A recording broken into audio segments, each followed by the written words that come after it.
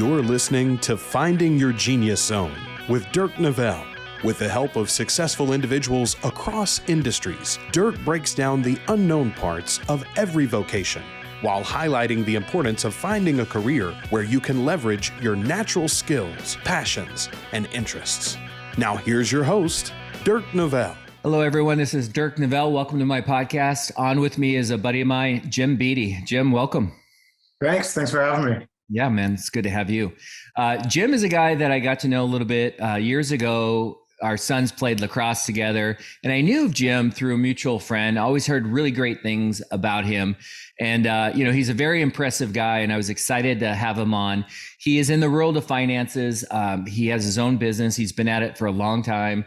I'm going to let him elaborate and articulate, in his words, what he does. And then we'll just kind of get deeper into what the life is like behind this career. So Jim, if you're, let's just say you're on a plane or you're sitting at a lacrosse game and some strange guy or gal says, "Hey, what do you do?" How would you answer that? Yeah, I own an investment firm here in Bellevue. We focus primarily on helping individuals and business owners, manage their money, manage their strategies of both short-term and long-term, and protecting them against any headwinds that they come against. With that process, we have about 36 employees, and we continue to grow. So we have an internal growth rate that we focus on. But that's essentially what we do on a day in, day out basis. Literally the difference of us and other firms is we've really focused and probably excelled by having most of the research done in-house. So I have CFAs, I have an investment committee, I have a full team that we have many different meeting and strategy sessions on what's going on with the economy, the country, politics, and how that relates to a portfolio. So that's an interesting angle that I haven't had with my other financial podcast guests is where do you get the content? So this is kind of interesting. So what created that? Was it just being in control or differentiating yourself or just disagreeing with what you were hearing out there in the public? Yeah, a lot of it, I would say it is disagreeing with what the media says, the world says, and really just having transparency for both us and clients. I thought I've gone through many things where you look at different types of mutual funds, and I love having individual securities. And I just felt that, clients have more transparency, having that in-depth research in their own portfolio and having the decision of whether they want to buy, sell, or hold rather than based on outflow of what the country's doing. And so that's helped pretty significantly, it keeps the ball moving quite a bit. And you get to work kind of firsthand with some big companies that have done very well. So you gotta, I'm just kind of thinking out loud, you gotta really love the content. Like for you to I could see people in your industry that are like, they go to their go-tos, right? And they're kind of on auto drive. Like in your recipe or your world, you're like creating the recipe and cooking the dish, right? Like, yeah. But what with that, I don't think you could be good at that unless you truly, genuinely had an interest in economics, the market. You must really love this stuff. Yeah, you have to have a passion for it. You have to understand economics by all facets of that and also the history of that, right? And understand that there's things that you hear and block those things out and really kind of focus on what is real and what isn't real. And so we primarily focus on what do we know, what don't we know? And with that kind of information of what decisions do we need to make, what's the impact of those decisions? But having that passion around that and having been surrounded by other people that have that same passion, it's exciting. You get to go a lot of different directions down different rabbit holes to really figure out, what type of investments we want to have, how they correlate, and then add some different math and statistics around that to different overall weightings of portfolio construction. So when you take all that information, combine it, it ends up becoming a very good product that we can actually issue out and use with our current clients, which has been, it's been very, very beneficial. So do you ever get challenged? Like, do you ever comments like, how do you think you know more than the big banks or the big institutions? What makes you, we're constantly challenged by clients, by individuals, and even by, other investors in our office here as far as, why would we want to go in this direction? We have some that are always constantly optimistic as a bull. Some are very bearish. But those point of views taking those emotions and understanding where they stem from, and then going backwards and then going, okay, this is why. Is it relevant? Is it not relevant to what we're trying to do? Because at the end of the day, the market the portfolio is always long-term investments. And so as long as you can maintain and keep in certain investments and securities and balance the portfolio, you're going to have good success. It's just making sure that you execute correctly and don't execute because of emotion. Yeah, I get it. And then the other thing I'm thinking is like, okay, so if you're watching Jim right now, Jim's been doing this for a long time, super successful, very loyal client base. My understanding is you like to play in the wealth preservation, like affluent families. But, so you're the guy running the company. You're the guy who's probably out there doing the deals. But there's also, if you listen, like there's a lot of skill sets involved, like especially with your in-house people that are monitoring the market, coming up with their own strategies. I mean, Jim's a super social guy and he's funny and we've laughed a lot hanging out, watching our sons play lacrosse. But keep in mind, I mean, there's other avenues. If you're not a social guy, if you're not a guy that wants to go out and have dinner, drinks or whatever and meet people, can you talk to some of those other options within like maybe your company or the industry or your type of institution that might be relevant for somebody that doesn't have your skill set? Yeah, I think there's a need for all skill sets and all different types of characteristics of individuals, people that are more introverted as well. Some of them do very, very well.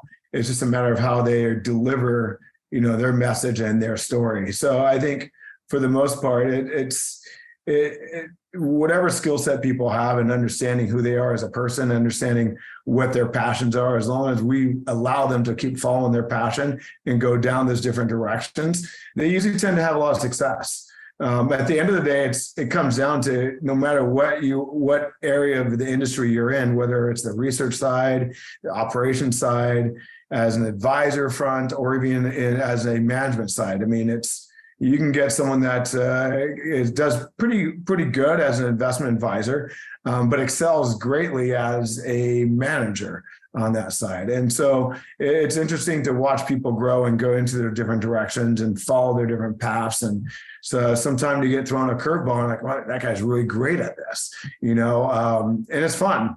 It's fun to be able to see that and allow them to be their best. That's probably the most important part. So you wear a lot of hats. I mean, you're running the show. You're doing a lot of things. Do you have a favorite part of the business for you that you like, if you could gravitate and spend more time in that camp, you would? I mean, I think I spend an equal amount of time in all areas of passion I enjoy. All the other things that I don't enjoy, I really try to have other people manage those things as much as I can, so. Yeah, no, I love efficient on my time, but my favorite part of every day is probably the morning. Talk to us about that, because I want to hear, you've been at it for a long time, and I know you're a smart guy, and you probably had a pretty good idea of what to expect, even when you were starting out. Give me something that surprised you, good and bad, about the industry. Like, your son is not far off in age from my son, and let's just fast forward in 10 years, hey, Dad, I want to do what you do. And you want to make sure it's the right career field for him. Like, what would you warn him against? And then what would you tell him you love about the gig? I mean, I think the warning is distractions. There's so many distractions and, people and where they get their information, right? So in this industry, you really have to be great at grabbing raw material and data and really coming up with how you translate that. So it's not the best choice to be taking someone else's narrative on some information and running with that. And that's probably the biggest thing is if you can manage those distractions, you'll excel at most everything. But if you succumb to those distractions, and they're gonna hold you back quite a bit, and you're probably not gonna enjoy it as much. Real quick, so I want to make sure I'm understanding. Are you talking about distractions like a client that thinks he or she knows more than you, and I heard this, or my friend heard this, and I think we should do that? Is that? I mean, that can be part of it, certainly. I mean, because clients get their information, there's only so many areas where they can grab their information, right? And sometimes it's from certain media channels and sources like that, and sometimes they have a narrative that's pushing a different direction, and it's they may have the best intentions with them, but don't understand that maybe it happens on a regular basis. It's not as big of a deal and doesn't really apply to the investment world. And that's a big part of what we do, but also distractions of just general things of a day, right? Maintaining that. I'm a very structured person. I mean, I'm up at 4:30. I work out. I have certain things I love to do. I take usually about 10, 11 o'clock. It's a 10-minute walk outside, just get some fresh air, then back in and refresh and keep going at it. So, I mean, I think having rituals and sticking with those rituals, and some people call them habits, but I think it's more of a ritual is a direction to take it so that you are focused on it and you're excited about, getting after the day. Yeah, you are. I mean, you might be the strongest financial guy in the in the industry. Jim's an avid lifter, and his work ethic, getting up early and working out, is pretty impressive. I would think, just the nature of money and people stressing out about having it go up or down in terms of value, and then things that happen in the world is super stressful. So you talked about working out in the morning. You talked about taking a walk. What's your advice? I mean, because this is not a job, like you're not bartending, you're not, hanging out where everybody's laughing and smiling. I mean, this can be super stressful and can be probably scary too. I mean, you're dealing with a lot of, you got the investment standpoint of it, but you also you're in people's lives. I mean, I have clients for 20, 25 years, and, you're doing end of life conversations with people. And I've had 3 or 4 clients pass recently where you're saying goodbye, and you still have a responsibility to the family to make sure that the assets are managed and taken care of surviving spouses, and it follows through the right estate planning courses and stuff. So I think there's definitely, there's some therapist background you need to have, is not just to be a great listener, but also understand of how you can actually be truly helpful. Yeah. I mean, I think the thing about your industry, and I really this podcast is about making sure you go down the right road. And to be honest, I would have done life very different. I would have gotten into an industry that had an annuity income stream, like yours, or commercial insurance. But the thing that's interesting, if you're watching this, like I'm in mortgage lending, and obviously Jim's in finances. When you are choosing somebody like Jim to manage your money, it's a big deal. And you have to have, I don't even know how you describe it, but a likability, a seriousness, a credibility, a no BS. I mean, you've got to earn that. I guess what I'm getting at is, what is it about you think, I know there's a lot of people in this space I know a lot of people that are successful, and I know you are. What is it about you think that people are drawn to? Like, how are you different? How are you unique? I would probably say, there's a lot of disciplined people out there, but I grew up in a very small town, so it's almost like it's a handshake's worth 1,000 words. But it's like what I say, what I promise someone, even, I use that example as, a client passing away, is that he says, "Hey, take care of my wife. I'm going to make sure I do everything in my power to make sure she's taken care of." And so my word is very important to me and to us as a firm. And it's also, as we gravitate and our firm grows, is what are we responsible for as a firm, and what are we responsible for in the industry? Trying to set that standard and increase that standard as much as we can. Yeah, I get it. Is there anything about the job that you're just like, man? I mean, I don't know if you mentioned it earlier. I don't think you did, but like a part of the job, you just like, I hate this part of the job. And, if you're going to get into this, you need to be aware of this part or these parts. Can you think of anything? I mean, you end up, really, in my role, it's, you start getting into the spot where you're really managing people. And sometimes giving constructive criticism isn't the most exciting thing to deliver. When your intent is really to try to maximize, that one person's, what they can grow at. And sometimes people are not ready for that. So I don't enjoy that necessarily. However, when it is received well, and I do see things that are improving, it's exciting to see people excel. So it's worth the price of a short-term pain to see them grow. And and meet their dreams too as an advisor or in operations, whatever it may be in the firm. So as far as satisfaction, like what you're getting out of it, I mean, let's just take compensation out of it, freedom. Yeah. Do you get more joy in developing people that work for you, or do you get more joy out of setting a family up in terms of a really safe direction? I mean, can you distinguish between the two, or are they the Probably same? pretty equal on that. Okay.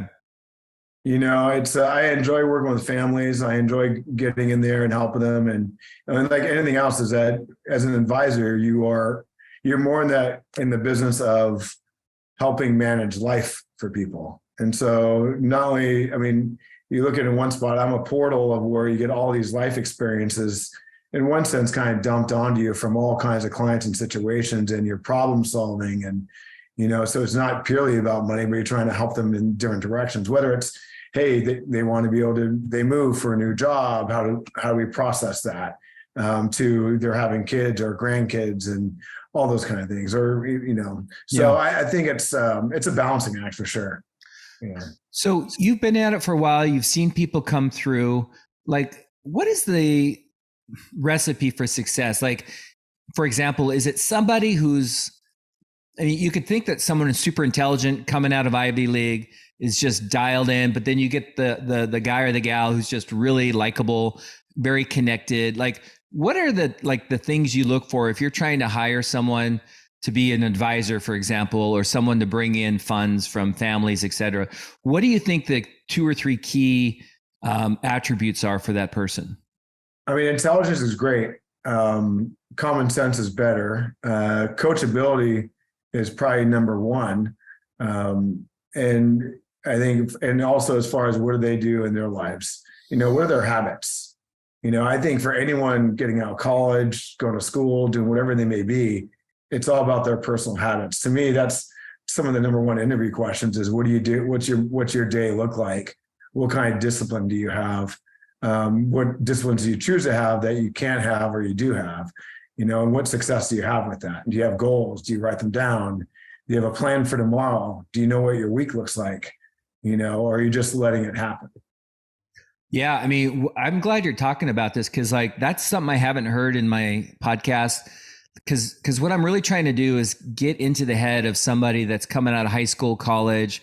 Maybe they're in their 30s. They didn't like doing what they did, and they're thinking about a career change, and paying attention to like what occupies your day, your time, your habits. You know, are you getting up early and working out? Are you getting things done, getting out of the way? I think that's really important, because I think if you're listening to Jim, watching Jim, and thinking about, do I fit in this?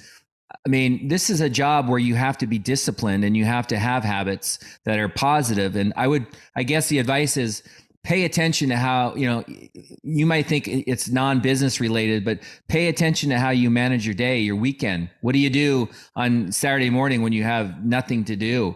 Right. What do you, you know, looking at you went to Central Washington, correct? Yep.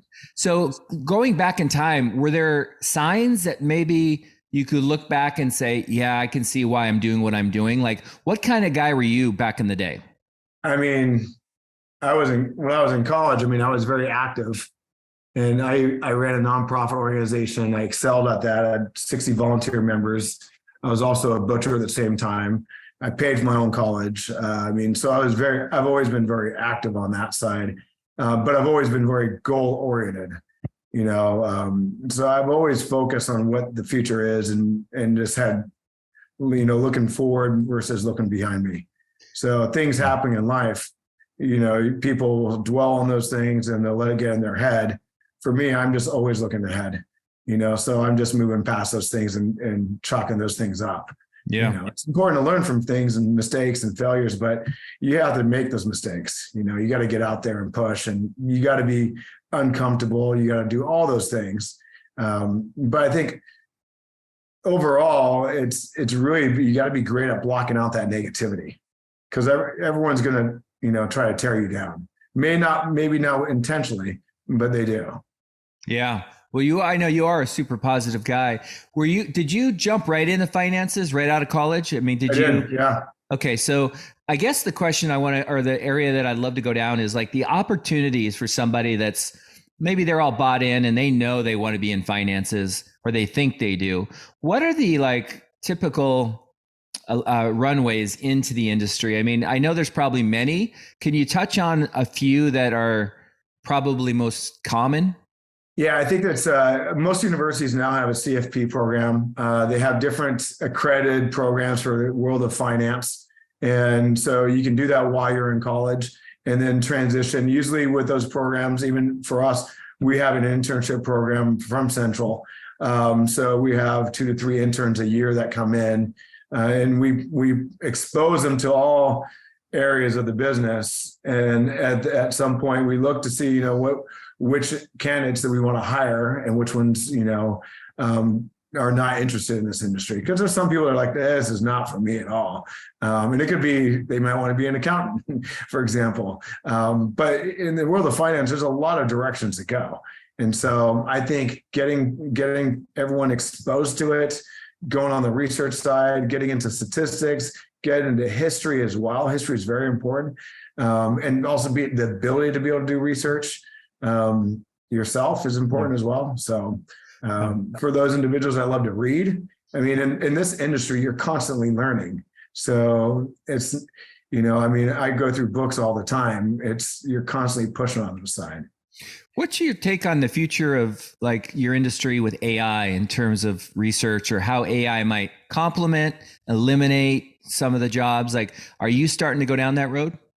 Yeah, we look at that. I mean, I look at how things are written. I think on a compliance standpoint, you can do, outlooks, updates, correspondence to clients that way, and streamline it where it's going to be able to be compliance approved. It's not going to be misleading, those kind of things. So I think that's going to be very beneficial for the industry. And there could add some more transparency too with disclosures. I don't see it as a negativity at all. I think it's at the end of the day, our world is, there's a lot of different choices you have to make when you're doing portfolio construction. I mean, we test all of our portfolios out. So we're looking at 1,000 different market times and looking at what did it do in the worst market environment? What did it do in the best market environment, and seeing how they react to different tweaks of different securities and positions in there. So I think it's with AI, it's exciting. I think it's going to be beneficial across the board. I don't know how far it goes. Yeah, it's interesting. I mean, it's going so quickly that it's hard to know where it's going. Yeah. But I do believe it will eliminate like the human emotion that you're involved with, right. Especially when somebody is talking about moving on, passing on. I mean, you can't convey that emotion with technology, right? I mean, yeah, well, you shouldn't. Yeah. You shouldn't, and I hope it never comes to that. Right. If you, in every job, people get different things. Like when I was first starting, I was all about making money, which was shallow. And there's nothing wrong with making money, but I wasn't thinking about kind of how I was different, unique, like where I could excel, what gifts did I have more so than others that were just innate. In your world, and so I think about like not just what you're doing from a 9 to 5 or whatever you're doing tactfully, but like what are the things in your career that you really love that come with it? Like, I don't mean to put things in your mouth, but things like freedom, maybe. Yeah, I was just going to say freedom. I think in the sense of, I'm my own business owner. So, I mean, I get to design my day, my week, my year, how big, how fast we grow, what the direction of growth is.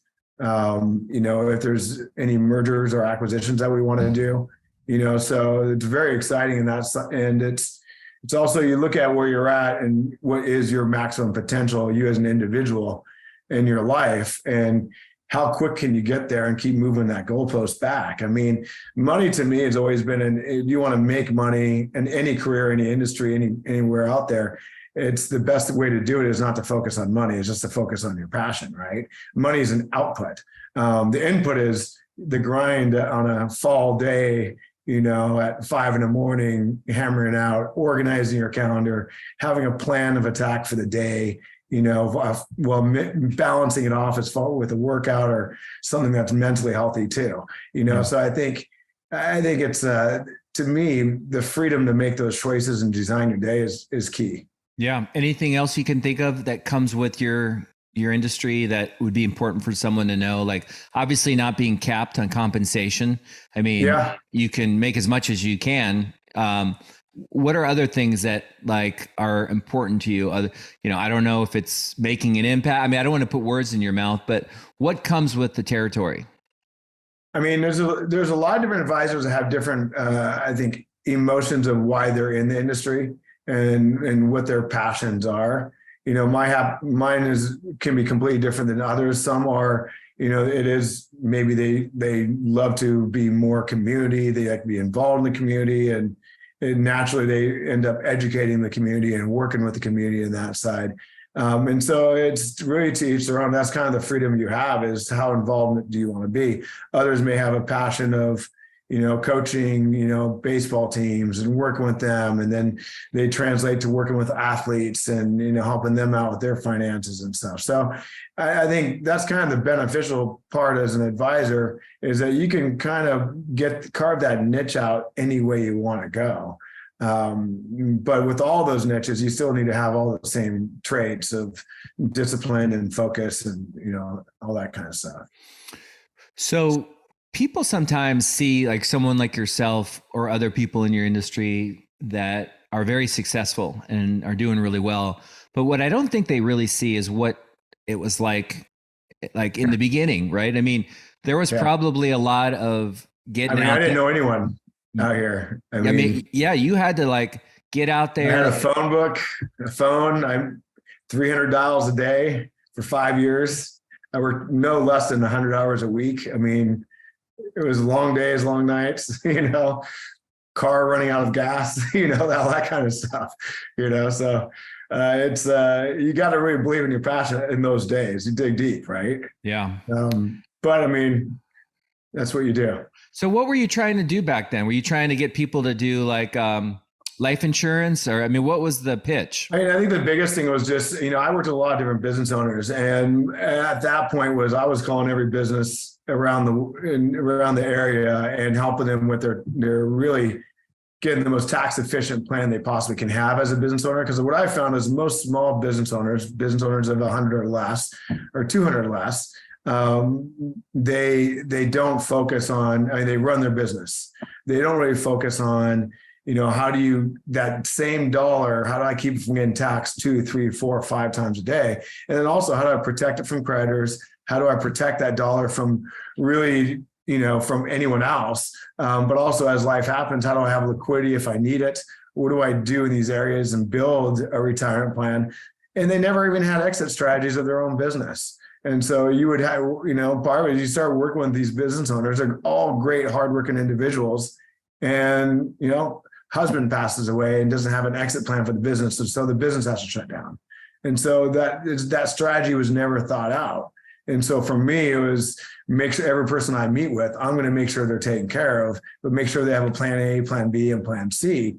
And, what's the purpose of being in business? Maybe you could sell it. Maybe your kids can transition into it, whatever it may be. And just kind of have the plans available for them. So that was a big passion. That's really what I did the first 5 years was, business to business, door to door, on the phones, workshops, seminars. I mean, I was young and I looked young. So that didn't bode well. So I had to be the sharpest, person in the stack there. So it was critical. You still look young, not young, but you got good genes in you. So when you moved from Eberg, did you come to Seattle or where'd you go? I went straight to Bellevue. Yeah. Bellevue. Okay. First time ever in Bellevue. Okay. So you just explained some of the stuff you were doing. How did a 24, 25, 26-year-old kid, how do you gain credibility? Like when you're trying to sell to business owners, I would think that would be really, now not so much because you have years of experience, referrals, but how the hell do you get credible at a young age? Especially, I can see how your friends might say, yeah, I'll do a life insurance policy with you. But how do you get business owners that are 40, 50, 60 years old to trust a 25-year-old? You got to work a lot of people, so, meaning that you got to deliver on your promises. And so how do you deliver on retirement planning? They're not going to know if it's successful for 20, 30 years, right? And so part of it is a balancing act of, structuring their investments. But I think for the most part, it's being great at educating other people was something I excelled at. So teaching a business owner that's in a machine shop that's got, 40 employees, how he's going to help his employees out as well as himself, and show him on paper right then and there on his taxes of what we can do to reduce that tax burden. And I think, it required a lot of different steps and a lot of research on my end. But you just overworked and outworked everyone to do that. Whereas the older individuals, advisors, they had the credibility. It was much easier. They didn't look as young as I did. So yeah, I get it. It seems like having a niche is really good. Like, I guess maybe that develops as you get farther along in your career, but you could be a jack of all trades, or maybe if you were like, I focus on businesses that gross between $1 and $10 million a year or whatever. Is that a smart way to go if you can put it together like that? Yeah, I mean, it definitely becomes, you can become a specialist in that, understanding the needs of those people and what they need, what's important to them and what's not important to them. Mm-hmm. So when you're having communications with them, the information you're delivering is directly impacting them. Yeah, I get it. Okay, so as we wind down, a couple questions I typically ask my guest, but one I want to make sure people that are watching understand. There are different flavors of institutions that you can get into with finances. Like, you have people like yourself, people with, Cornerstone, other companies, people with big banks. Can you just houses, banks, and those kind of things. Can you just quickly articulate? Are there like 6 options, 10 options, 4 options? Yeah, I mean, they change. For example, the banking option changes too. I mean, I think it depends on the depth and where you want to go. You start going into some of these different institutions. If you're right out of college, it really depends on your background in college and your experience in the investment world of where you want to go. If you can get into an RIA like our shop, it's tough to do with no experience. I mean, we require typically some experience in the door. However, I don't overlook quality of people, and I'll hire someone that I know that has great work ethic. Okay. But for a lot of individuals in some of those bigger institutions, one is they have great areas to educate advisors and getting in the industry from the beginning. So getting them licensed, getting them an understanding of how to work with individuals, how to do all those different things and have success at that. And for a lot of people, they end up outgrowing that. And so that's really what happened in my career was the first 5 years I outgrew my firm, and I knew within 3 years that I needed to do something. And then a year and a half later, I just decided to open my own firm. And so, which, that's a big step. That may not be the best step for most people. It's a lot of things on the plate there. So no, I bet. So if you could do it again, coming out of Central, I'm guessing you would stick in finances. Would you have changed your line of pathway? I mean, would you have done the same thing, or would you have just jumped right in? The same thing, but everything faster and sooner. Okay. So where are you trying to go? Are you just trying to get to retirement? I mean, I'm sure you could retire now, but for me, it's more just it's that the enjoyment. It's like a workout, right? I enjoy a little bit of misery, and that fulfills me. So if I can do that every week and have some good goals every week and just having that accomplishment, that's good for me. I love it. Is there anything I haven't asked you that you think, because I'm not in your industry, so I'm not as fluent in it as you, but anything you feel is really crucial or important that somebody should know that's considering following your path? Yeah, no, I think we covered most bases on that side. I mean, there's other areas in the industry that you can go in. It's if you want to be more on the accounting side and third-party administration side of, actuary sciences, those kind of things. There's a lot of directions, even on the merger acquisition side with businesses, the investment research side, the quantitative and qualitative analysis side. The industry is looking for a lot of good people in that area. Okay, cool. And then let's just say you couldn't be in finances for whatever reason, I always ask this question, is there a dream job, like something totally off the wall, different crazy that you would love to do, just so the audience can get to know you a little better? Yeah, I mean, I love to be in the woods. So, I mean, anyone that would pay me to be in the woods to go hike or fish or anything like that, I'd take. Yeah, You know? like me running expeditions or something. Yeah, maybe something like that. Yeah. Yeah. Okay. Cool, man. Well, Jimmy, I appreciate it. You no worries. you're an impressive guy, and I think that you threw a lot of good information out that will be very helpful. And thanks so much for taking the time. Yeah, thanks for having me. Appreciate it. All right, buddy.